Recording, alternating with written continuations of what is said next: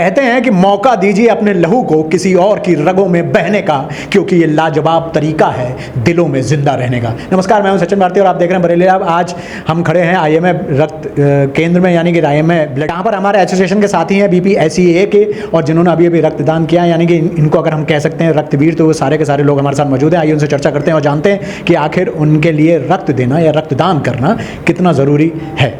हमारे साथ अनुराग भूषण जी हैं। अनुराग जी इधर आ जाइए थोड़ा सा। अनुराग जी, ये पहले तो मैं जानना चाहूँगा, रक्त देना क्यों आवश्यक है? रक्तदान महादान, और रक्तदान के अपने खूब लाभ हैं।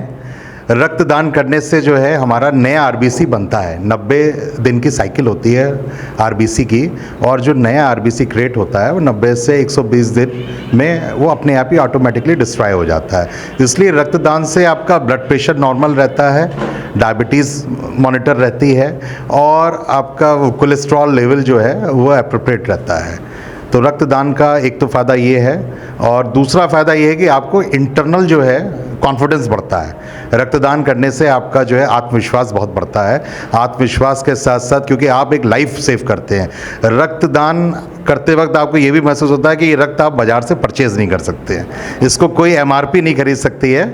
तो आप जो है, मैं सभी जो बरेली के निवासियों से अपील करता हूं कि वो लगातार रक्तदान करते रहें। साल में 2 बार 3 बार मौका मिले तो ज़रूर करें, और मैं अपने संगठन के सभी साथियों का अभिनंदन करता हूं। सर, मैं आपसे ये जानना चाहूँगा कि एसोसिएशन का मूल उद्देश्य क्या है?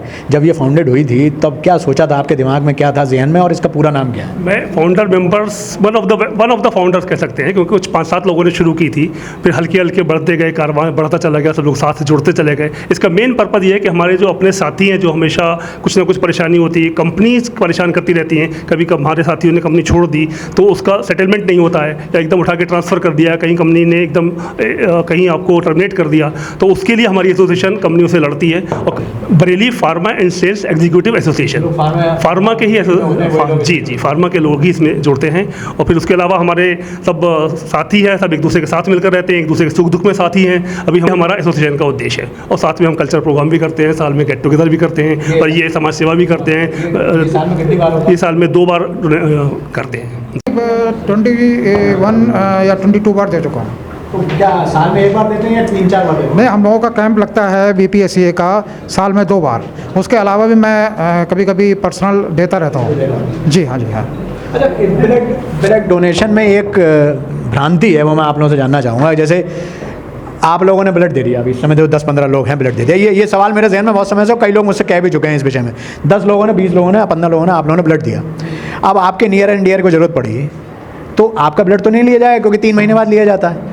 फिर आप लोग कैसे अरेंजमेंट करते हैं? क्या blood bank, IMA blood bank या कोई और ब्लड बैंक आपको कोई सुविधा मुहैया कराता है कि आपके इसके एवज में कभी आपके किसी नियर डियर को या किसी फ्रेंड को या किसी ज़रूरत पड़ी तो देगा?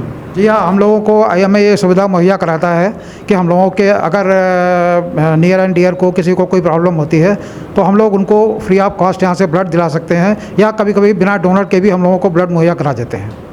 देने के लिए आज बरेली? मैं रहता तो मेरठ में हूँ, लेकिन मैं मेरठ से लखनऊ गया था। लखनऊ से मैं जा रहा था वापस मेरठ, लेकिन जब मुझे इसकी जानकारी मिली, कुछ मेरा काम भी था, तो मैंने कहा काम भी हो जाएगा और ये बहुत अच्छा जो मुझे मौका मिल रहा था, तो मैं कल रात यहाँ पे आकर आज मैं ब्लड यहाँ पे डोनेट कर चुका हूँ। अभी कैसा फील होता है ब्लड देने के बाद? कितनी बार दे चुके हैं? मेरा ये 4था मौका है, और मुझे तो कोई फ़र्क महसूस नहीं होता। मतलब जैसे मैं आया था, मैं वैसे ही फील कर रहा हूँ। और कुछ लोग शिकायत करते हैं कि हमें कमज़ोरी फील हो रही है, वो वास्तविक नहीं होती है।